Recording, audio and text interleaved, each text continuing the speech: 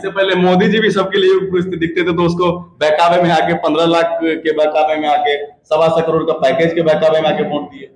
जो आज बिहार के किसी गांव चले जाइए, उस गांव में एक भी घर में एक भी युवा मौजूद नहीं है। एक माँ अपने बेटे को देखने के लिए तरस रही है, वो है पलायन।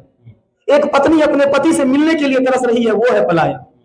तो ये पलायन नहीं, ये एक बहुत बड़ा श्राप है। भटकाने की कोशिश तो नहीं कर रहे आप?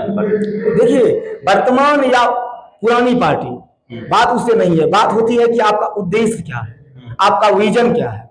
अब मान लीजिए लालू जी आए, तो उन्होंने कहा कि मैं गरीबों के मुंह में, पिछड़ों के मुंह में आवाज दूंगा। उन्होंने दिया, आवाज दिया। भले उन्होंने गरीब के बच्चों को शिक्षित नहीं बनाया, उन्हें रोजगार नहीं दिया, उन्होंने क्या, जनसुराज की सरकार में आने के बाद, सत्ता में आने के बाद ये रुक जाएगी। हाँ, अपराध रुक जाएगा। हाँ, क्योंकि सबसे पहले तो ये जो दारू के कारण जो प्रशासन व्यवस्था भ्रष्ट हुई है, सबसे पहले तो इसे शुरू किया जाएगा 1 घंटा के अंदर। शुरू करने की बात कर रहे हैं। अरे भैया, दारू बंद होने से सूखा नशा कर रहा है। आप देखिए तो सही, हमारा युवा पीढ़ी बर्बाद हो रहा है। 2 साल 4 साल में मर जा रहा है युवा पीढ़ी। पहले नीतीश कुमार कहते थे कि दारू पीने के चक्कर में जो लोग बर्बाद हो रहे हैं, मर रहे हैं, अपने बीवी को भगा रहे हैं। नहीं, देखिए, नीतीश कुमार जी का जो सोच था वो कुछ तो सही था। दारूबंदी किया, हम ठीक है मानते हैं दारूबंदी किया, लेकिन दारूबंदी से हमें कितना नुकसान हुआ है, इस बात को तो देखिए। अभी हम सहरसा में हैं और हमारे साथ सोहन झा जी हैं, जो युवा प्रमंडल अध्यक्ष हैं और जनसुराज के कद्दावर नेता भी। इनके बारे में चर्चाएं आप काफी देखे होंगे, जाने भी होंगे। रही ओवरब्रिज को लेकर कोई भी मुद्दा हो, सभी मुद्दा में जो है सबसे आगे अगर रहते हैं तो वो सोहन झा। संघर्ष करने का क्या उद्देश्य है आपका?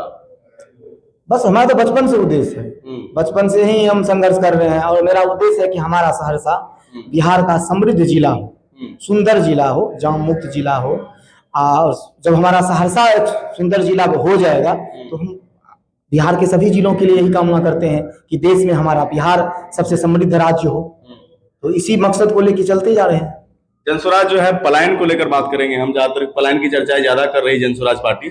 पलायन रोक देंगे, रोजगार यही देंगे, क्या संभव लग पाता है? इतने जल्दी हो पाएगा? हाँ, प्रशांत किशोर जी, उनसे मिलने के बाद जो उनको नजदीक से जानते हैं, कुछ तो है उनके अंदर में। ऐसा लगता है कि मतलब गॉड गिफ्टेड है। एक युग में जो एक युग पुरुष जन्म लेता है। इससे पहले मोदी जी भी सबके लिए उपस्थित दिखते थे, तो उसको बहकावे में आके 15 लाख के बहकावे में आके 1.25 करोड़ का पैकेज के बहकावे में आके वोट दिए। देखिए, मोदी जी को लोग जिस उद्देश्य से वोट दिए, वो उन्होंने बोला कि हम रामलला का मंदिर बना देंगे। लोग हिंदू मुस्लिम बनकर उनको वोट दिए, तो वो बनाया। लेकिन उनका अपना अलग है। प्रशांत किशोर जी जो है, वो जो विजन लेके बिहार में आए हैं, क्योंकि हमारा जो बिहार है, देश जब आजाद हुआ था, उस समय हमारा बिहार बहुत मजबूत राज्य था जी। और लगभग 1980 के बाद ये बिहार में पिछड़ापन आना शुरू हुआ। और धीरे धीरे, जैसे 35 साल से, कहने के लिए लोग कहता है कि मतलब हम पिछड़ों का सरकार बना रहे हैं, लेकिन यहाँ हुआ क्या? यहाँ जो हमारे समाज में जिसको पिछड़ा कहा जाता है, उसको किसी ने उठाने का काम ही नहीं किया। उनका वोट लिया, उनके नाम पर सरकार बनाया, उनकी एक घनी आबादी है, लेकिन वो खुद राजा बना और उनके हक अधिकार को लूटने का काम किया। आज हमारे प्रशांत किशोर जी हृदय से, अपने भावनाओं से उनके उस समस्याओं का समाधान लेकर आए हैं। पलायन क्या है? पलायन वो है जो आज बिहार के किसी गांव चले जाइए, उस गांव में एक भी घर में एक भी युवा मौजूद नहीं है। एक माँ अपने बेटे को देखने के लिए तरस रही है, वो है पलायन। एक पत्नी अपने पति से मिलने के लिए तरस रही है, वो है पलायन। तो ये पलायन नहीं, ये एक बहुत बड़ा श्राप है।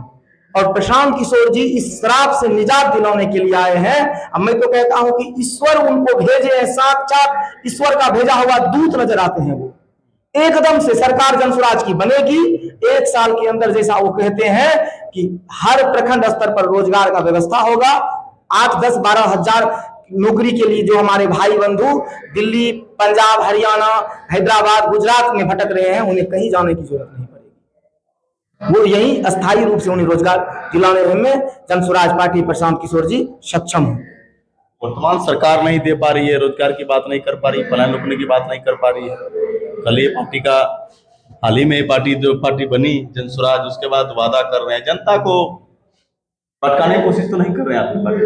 देखिए, वर्तमान या पुरानी पार्टी, बात उससे नहीं है। बात होती है कि आपका उद्देश्य क्या है, आपका विजन क्या है।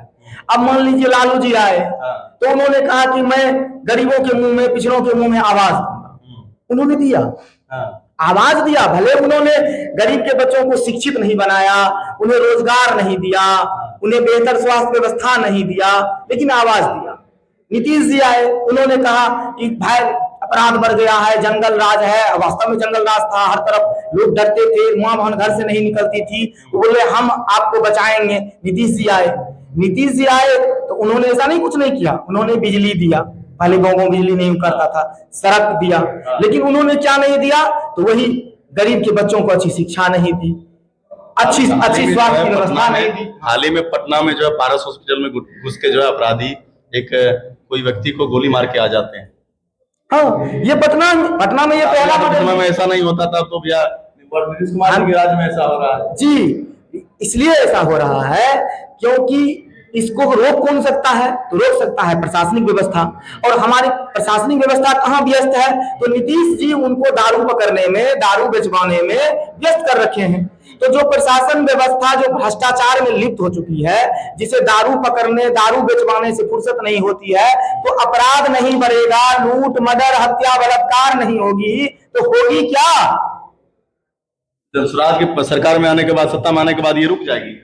हाँ, अपराध रुक जाएगा। हाँ, क्योंकि सबसे पहले तो ये जो दारू के कारण जो प्रशासन व्यवस्था भ्रष्ट हुई है, सबसे पहले तो इसे शुरू किया जाएगा 1 घंटा के अंदर। शुरू करने की बात कर रहे हैं। अरे भैया, दारू बंद होने से सूखा नशा कर रहा है। आप देखिए तो सही, हमारा युवा पीढ़ी बर्बाद हो रहा है। 2 साल 4 साल में मर जा रहा है युवा पीढ़ी। पहले नीतीश कुमार कहते थे कि दारू पीने के चक्कर में जो लोग बर्बाद हो रहे हैं, मर रहे हैं, अपने बीवी को भगा रहे हैं। नहीं, देखिए, नीतीश कुमार जी का जो सोच था वो कुछ तो सही था। दारूबंदी किया, हम ठीक है मानते हैं दारूबंदी किया, लेकिन दारूबंदी से हमें कितना नुकसान हुआ है, इस बात को तो देखिए। आज देखिए, दारूबंदी करने से जो राजस्व को फायदा था वो नुकसान हो गया। दारूबंदी हुआ कहां? आज भी पीने वाला दारू पी रहा है, आज भी हर घर, हर गली में होम